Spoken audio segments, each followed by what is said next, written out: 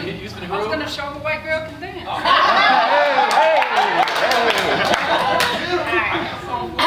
How y'all doing? I saw you was gonna play single ladies. I ain't single. Don't get me in trouble. This piece is called Dear Son. I don't normally do it off of paper, but you'll see the reason why I am.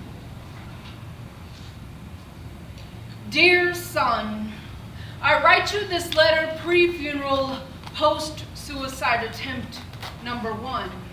I am uncertain if you can read this, but I dare not speak it for fear someone might overhear and attempt to save me before I'm able to join you.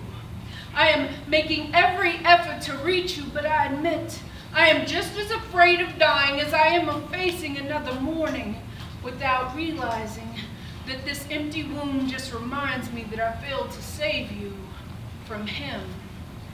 Last night I woke from a dream where you were stretching, your tiny foot pressed against my side so that I felt the round of your heel beneath my fingers.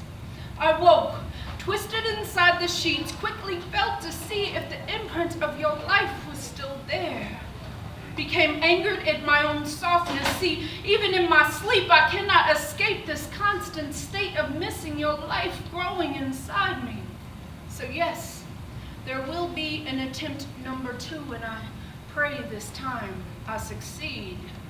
Dear son, I write you this letter pre-funeral, post-suicide attempt number 2. Even at taking my own life, I have again failed you because I did not have the strength to face the possibility that when I die, I might face an eternity in hell with you waiting for your mother there in heaven.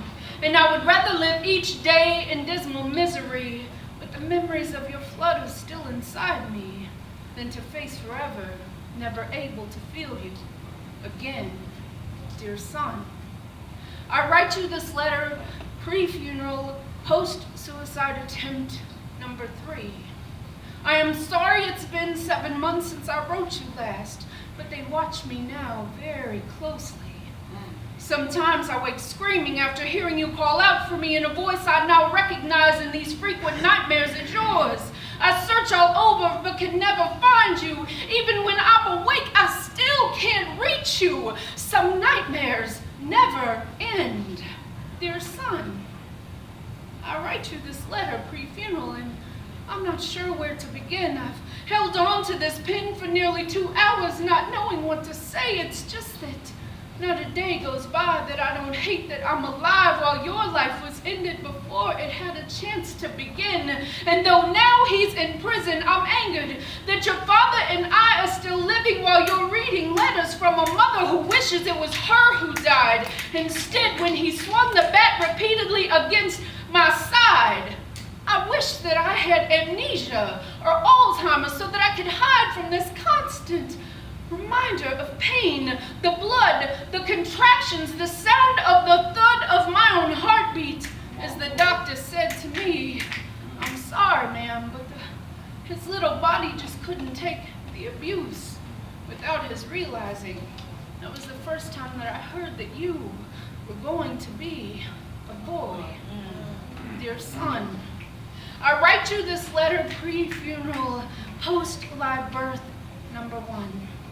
You have a little sister now. I never thought I'd have another baby. Never thought I'd feel life inside me where once I knew only death.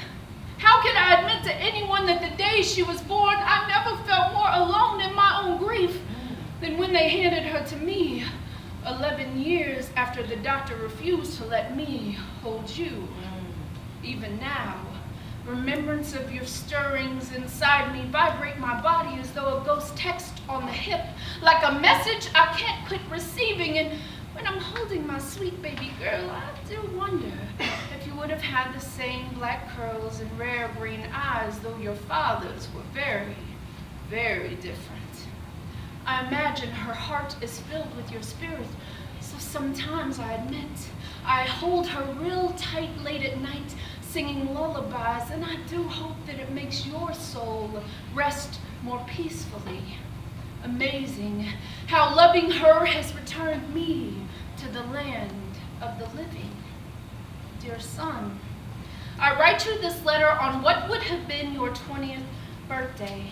I just wanted to say I don't want you to worry about your mother any longer. I've finally forgiven myself for not being able to save you. And I thank God for saving me from myself. Your sister's love has made me grow so much stronger still. Sometimes when I see a tall, light-skinned black man, I do imagine that you might have looked like him. So today, I hugged my nephew who would have been only 2 years younger than you. I closed my eyes, hoped you felt the love in that embrace too. I told him, please, hug me one time, pre-funeral, post-horrific loss, post-little sister, but still very much alive. Let me know what my adult son's arms might have felt like around my shoulders. Hug me one time and assure my son that though we are apart, no one will ever take his place in my heart. Hug me one time, and for a moment, please just let me pretend that he's alive in the eyes of every young man who is still breathing. And let me show him that his mother's heart is still beating as well.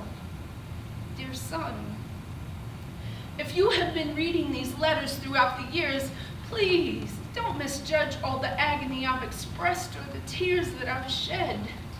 My sweet son, you are still the very best dream I've ever known, and though I was unable to save you, I never once have regretted the feel of your stiff little heel in my side, and you will never truly die as long as I continue to live.